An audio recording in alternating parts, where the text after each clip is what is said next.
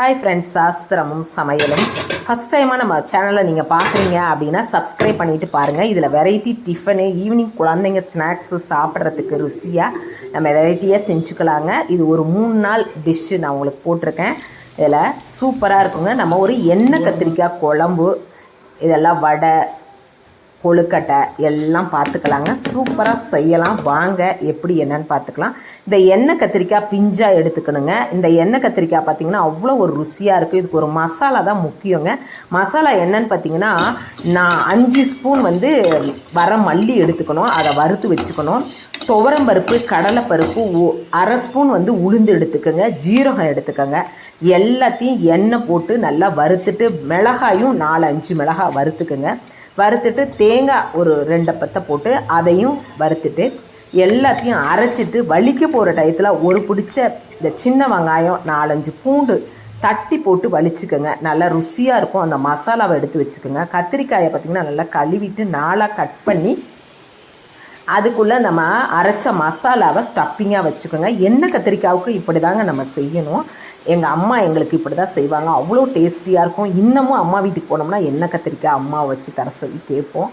அவ்வளோ ருசியாக இருக்கும் வச்சுங்க. ஹோட்டல்லையும் ரொம்ப இருக்கும். இப்போ நம்ம செய்கிறது பார்த்திங்கன்னா, எண்ணெய் நிறைய ஊற்றிக்கணும். நல்லெண்ணெய் ஊற்றிட்டு வெந்தயம் 1 ஸ்பூன் போட்டு அதுலேயே கடுகும் போட்டுட்டு நம்ம வெங்காயம், சின்ன வெங்காயம் உங்களுக்கு வேணும்னா நீங்கள் பூண்டு போட்டுக்குங்க. தக்காளி 1 போட்டுக்குங்க. நல்ல எண்ணெயிலேயே இதை நல்லா எண்ணெய் இது கொஞ்சம் ஜாஸ்தியாக இருக்கும்னு வச்சுக்கோங்களேன். இப்போவே என்ன பண்ணுறீங்க இதில் அப்படின்னா, மல்லித்தூள், மிளகாத்தூள் அதுலேயே நம்ம ஸ்டப்பிங்கில் போட்டிருப்போம். இருந்தாலும் நம்ம வீட்டில் அரைச்ச மல்லித்தூள், மிளகாத்தூள், சாம்பார் பொடி வேணும்னா, காரம் எக்ஸ்ட்ரா வேணும்னா நீங்கள் போட்டுக்கோங்க. அதில் வரமிளகா தானே நம்ம போட்டுக்கோங்களேன். எண்ணெயில் போட்டு நல்லா அந்த மசாலா வாசனை போகிற வரலும் அதை நல்லா ஃப்ரை பண்ணிக்கோங்க. இந்த எண்ணெய் கத்திரிக்காய் 2 நாளைக்கு வச்சுருந்தாலும் டேஸ்ட்டாக இருக்கும். இது நல்லா வீட்டில் ஒரு சின்ன ஃபங்க்ஷன்னாலும் நம்ம வச்சுக்கலாம். அவ்வளோ டேஸ்ட்டாக இருக்கும். நான் மந்த்லி ஒன்ஸு கத்திரிக்காய் காரக்குழம்பு வச்சா பிடிக்கலன்னா கூட இந்த எண்ணெய் கத்திரிக்காயை சாப்பிட்டுக்குவாங்கங்க. நல்லா எண்ணெய் பிரிஞ்சதுக்கப்புறமா நம்ம அரிசி களைஞ்ச தண்ணி இருக்குங்க, அதை நான் ஊற்றிக்கிட்டேன். நல்லா ருசியாக இருக்கும்னு வச்சுக்கோங்களேன். இந்த தண்ணி வேஸ்ட் ஆகாது நமக்கு. அரிசி களைஞ்ச தண்ணியும் அதையும் வச்சுட்டு, அதுக்கப்புறம் பார்த்திங்கன்னா புளி நம்ம கரைச்சி வச்சுக்கணும். ஒரு நெல்லிக்காய் கொண்ட சைஸு. இது ஒரு 5 பேத்துக்கு ஆகிற மாதிரி நான் ரெடி பண்ணியிருந்தேன். இந்த எண்ணெய் கத்திரிக்காய் நல்லா பாதி வெந்ததுக்கப்புறமா அதுக்கப்புறம் நம்ம தனியாக கடுகு, உளுந்தம்பருப்பெல்லாம் போட்டு நம்ம வரமிளகா 2 கிள்ளி போட்டு தாளித்து விட்டுட்டு, அதுக்கப்புறம் நம்ம புளியை கரைச்சிருக்கிறோம் பார்த்திங்களா, அதை அதில் ஊற்றி கொதிக்க வச்சு நம்ம எடுத்து இந்த எண்ணெய் கத்திரிக்காயில் ஊற்றிக்கணுங்க. அப்படி ஊற்றினா தான் அந்த பச்சை ஸ்மெல்லாம் போய் அந்த எண்ணெய் கத்திரிக்காய் டேஸ்ட்டு நமக்கு அதிகமாக வரும்னு வச்சுக்கோங்களேன். நம்ம டேரெக்டாக பச்சையாக ஊற்றினோம்னா டேஸ்ட்டு கொஞ்சம் கம்மியாக இருக்கும். இந்த மெத்தடில் நீங்கள் பண்ணினீங்க அப்படின்னா கண்டிப்பாக செம்ம டேஸ்டியாக இருக்குங்க. இதே மாதிரி பண்ணிக்கோங்க. இது பார்த்திங்கன்னா நான் சண்டே சூட் பண்ணேன். இதுலேயே பார்த்திங்கன்னா சைடிஷ்ஷுக்கு என்ன செஞ்சுக்கலாம் அப்படின்ட்டு நாங்கள் காலிஃப்ளவர் சில்லி போட்டுக்கிட்டோங்க. நல்லா சூப்பராக இருந்துச்சு காலிஃப்ளவர் சில்லி. அது ஒரு சைடில் நான் அதை ஒரு பக்கம் உப்பு போட்டு வேக வச்சுக்கிட்டேன். நமக்கு எண்ணெய் கத்திரிக்காய் இப்போ ரெடி ஆயிடுச்சுங்க. சில்லியும் நம்ம ரெடி பண்ணிக்கலாம். ரெடி பண்ணிக்கிட்டு போட்டுக்கலாம் 1 பை 1.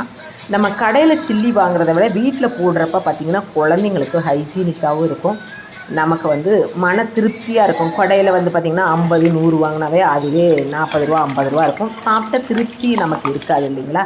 நம்ம இப்படி நம்ம ஃப்ரீயாக இருக்கிறப்ப வீட்டில் சண்டேஸில் செஞ்சு கொடுக்குறப்ப குழந்தைங்களுக்கும் சந்தோஷமாக இருக்கும். எண்ணெயும் கடையில் பார்த்திங்கன்னா போட்ட எண்ணெயிலேயே போடுவாங்க. இது எல்லாருக்குமே தெரியும்.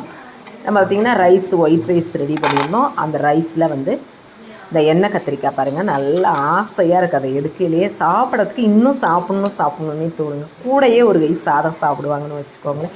நீங்களும் எண்ணெய் கத்திரிக்காய் இது மாதிரி செஞ்சு சாப்பிட்டீங்க அப்படின்னா எனக்கு கமெண்ட்டில் சொல்லுங்கள். ரசம் நான் பருப்பு ரசம் வச்சுருந்தேங்க. பருப்பு ரசம் வச்சுட்டு இதுதான் நம்ம சண்டே ஸ்பெஷலாக செஞ்சுருந்தோம். ஈவினிங் ஸ்நாக்ஸ் குழந்தைங்க ரொம்ப நாளாக கேட்டுக்கிட்டே இருந்தாங்க.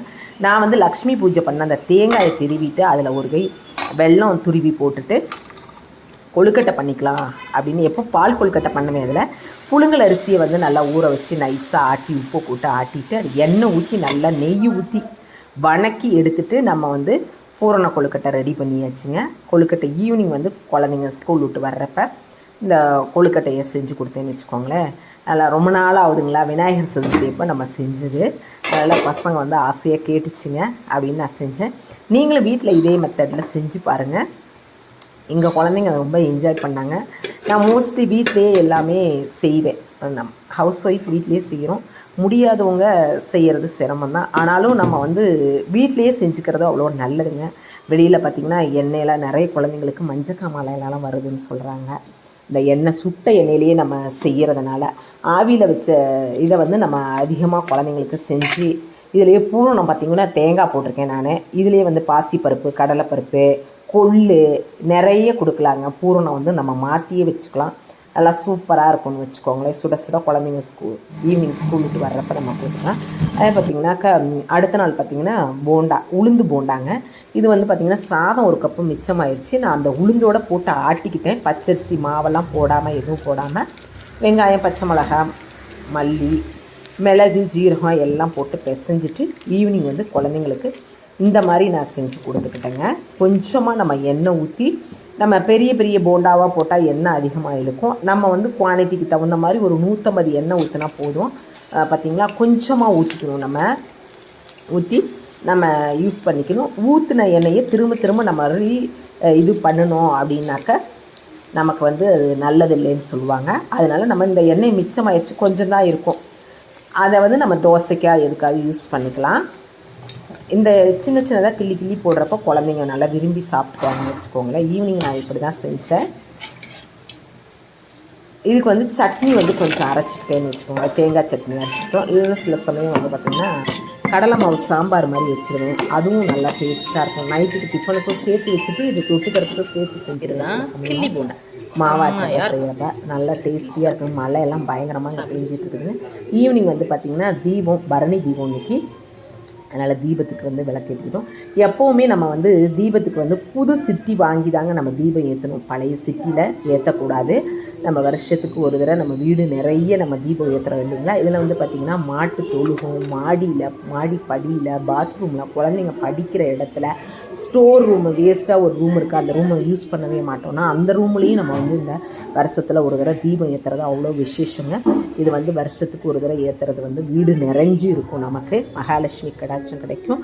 அவ்வளோ நல்லாயிருக்கும். இந்த தீபத் திருநாளில் எல்லாருக்கும் தீபத் திருநாள் வாழ்த்துக்கள். வீட்டில் வந்து பார்த்திங்கனாக்கா ஏதோ ஒரு இனிப்பு செஞ்சு அண்ணாமலையாருக்கு நம்ம படைக்கணுங்க. அது மாதிரி நீங்களும் தீபம் ஏற்றி அண்ணாமலையாரோட ஆசீர்வாதமும் எல்லாருக்கும் கிடைக்கணுங்க. எங்கள் வீட்டில் நான் பரணி தீபம் இப்படி தான் நான் ஏற்றினேன். இன்றைக்கி பார்த்திங்கன்னா திருக்கார்த்திகை. எல்லாருக்கும் திருக்கார்த்திகை வாழ்த்துக்கள். நீங்களும் தீபம் ஏற்றுங்க. சுத்தமான எண்ணெயில் ஏற்றுங்க. தேங்க்யூ.